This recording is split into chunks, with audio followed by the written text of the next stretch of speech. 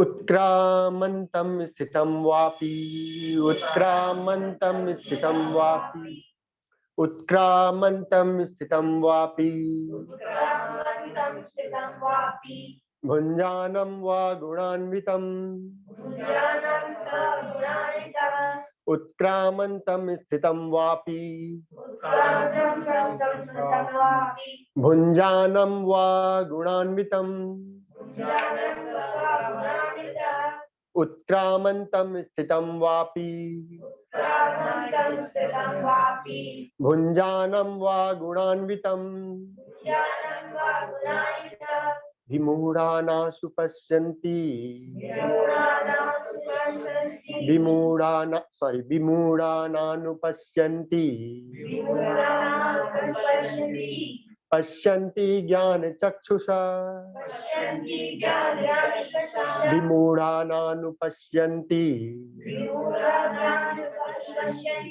पश्यन्ति ज्ञानचक्षुषा। चार चीज बहुत ध्यान से समझने की है। उत्क्राम माने मरने के स्टेज में जो आदमी मरने वाला है वो भी अपने आत्मा को नहीं जान सकता। लगता होगा कि मृत्यु के बाद लोग अपने आत्मा को जान जाते हैं, नहीं। जो मरने वाला आदमी है वो भी आत्मा को नहीं जान सकता है। और जो स्थित है, जो जिंदा है, जो जी रहा है, वो भी आत्मा को नहीं जान सकता है।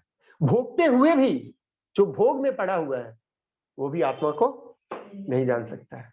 और जो गुणों में लिप्त है, जो आगे हम लोग चर्चा किए, वो भी आत्मा को नहीं जान सकता। ठीक है, ये सारा चीज जो है मूढ़ की स्थिति है, मूर्खता की स्थिति है। और मूर्खता की स्थिति में आदमी अगर रहेगा तो उसे ज्ञान कभी मिल सकता है। ये सारी स्थितियां क्या है? मूर्खता की है। जो मृत्यु के कगार पे है वो भी मूर्खता की स्थिति में है। जो गुणों में लिप्त है वो भी मूर्खता की स्थिति में है। तमोगुण में है, रजोगुण में है, सतोगुण में है। सतोगुण में ज्ञान है लेकिन वो ज्ञान सफिशिएंट नहीं है। जो भोग रहा है, संसार को भोग रहा है और सोच रहा है कि उसे मुक्ति मिल जाएगी, नहीं। तो मुक्ति कब मिलेगी? जब आपके ज्ञान चक्षु विकसित होंगे, ज्ञान चक्षु खुलेंगे। और ज्ञान चक्षु कब खुलेंगे? सीधा होके बैठिए, जब ध्यान करेंगे तब। जब हम लोग पूर्ण रूप से ध्यानी होंगे और लगातार ध्यान करते करते करते करते हम लोगों को वो ज्ञान प्राप्त हो जाएगा जिस ज्ञान से हम स्वयं को जान पाएंगे। आत्मा का तेज, आत्मा का प्रकाश इतना पावरफुल होता है कि आपको ये साधारण शरीर से, ठीक है ना, ये साधारण काया से आप समझ ही नहीं सकते, आप जान ही नहीं सकते। इसीलिए 3-4 चीजों के बारे में बता के भगवान बता रहे हैं कि इन सब चीजों में जब तक आप रहेंगे तब तक आप स्वयं को कभी जान नहीं पाएंगे। भोगते हुए रहेंगे, सतोगुण तमोगुण में रहेंगे। और मृत्यु सैया में जाने का तैयारी में रहेंगे। रोज रोज तो मृत्यु लोक में हम जा रहे हैं ना, एक एक दिन। इस तरह से मृत्यु का इंतजार करते रहेंगे, कोई फर्क नहीं पड़ेगा। और सोचेंगे कि मृत्यु के बाद तो सब हो जाएगा जो होना, कुछ नहीं होना। ठीक है, आत्मा का दर्शन मृत्यु के बाद भी नहीं होगा। ठीक है, यहाँ किसी का कोई प्रश्न है तो बोले।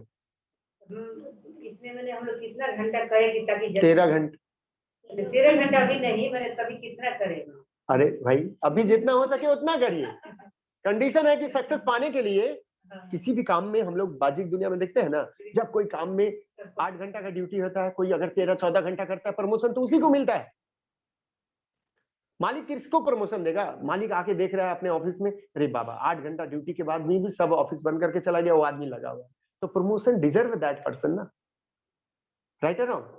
तो ऐसे ही भी यहाँ पे भी वैसे ही उसका ज्ञान धीरे धीरे धीरे धीरे विकसित होता चला जाएगा, प्रमोशन उसको होगा ही होगा। अभी तो संसार में बहुत कुछ करना है, तो कम से कम उसके लिए भी तो टाइम देना। हाँ तो करिए ना, जितना समय है उतना दीजिए। मैं नहीं बोलता हूँ कि आप 13 घंटा अभी आ जाइए, लेकिन जिसके पास जितना समय है उतना प्रयोग में लाइए। 3 घंटा दिए कम से कम तो मैं बता दिया, कम से कम तो 13 मिनट, कम से कम 13 मिनट। अधिक से अधिक जितना हो रहा है, ठीक है।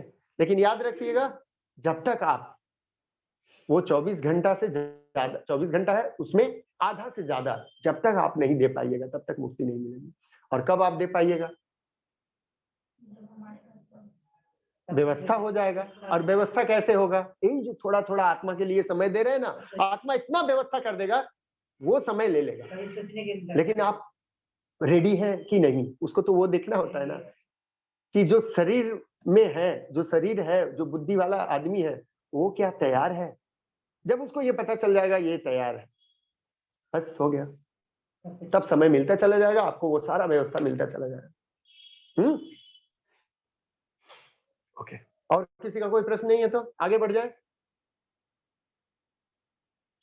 अरे थैंक यू, आ गया, वेरी गुड। मतलब हम लोग कवर कर लिया। ऑनलाइन ऑफलाइन कुछ बोलना है? ठीक 45 मिनट में हो जाता है। 45 मिनट से ज्यादा प्रवचन सुनना भी नहीं चाहिए, कोई चीज ज्यादा नहीं होना माथा दर्द हो जाता है। हाँ? और आध्यात्मिक के साथ ये थोड़ा समस्या भी है। आप 45 मिनट आध्यात्मिक किताब पढ़िए, आध्यात्मिक प्रवचन सुनिए, आपको नींद आने लगेगा। मेरे साथ होता है। और इवन कुछ महाराज भी हैं जो इन लोगों से कभी मेरी बात हुई थी, वो भी बोलते हैं मुकेश ऐसा होता है, हम लोग भी जब बैठते हैं तो नींद आता है। क्यों? क्योंकि मन का ये पावर है।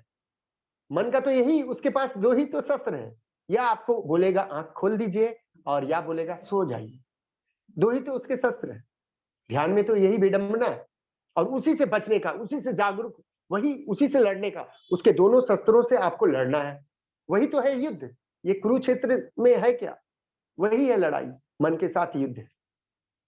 मैं कभी भी गीता बताते समय मैं कभी बताता हूँ अर्जुन क्या किए, कृष्ण क्या बोले, कभी कुछ बोलता हूँ? नहीं, वो सब है ही नहीं, या होगा भी। मुझे उसमें नहीं जाना है। मुझे जानना है वहां से हम अपने लाइफ के लिए, अपने ये मनुष्य रूपी जिंदगी के लिए क्या लेके आ पाते। इसीलिए मेरा फोकस भी वही रहता है। ओके, धन्यवाद। चलिए अभी हम लोग जो अपना सबसे परम काम है वो कर लेते हैं, आत्मयोग। ठीक है, किसी भी ध्यान आसन का चयन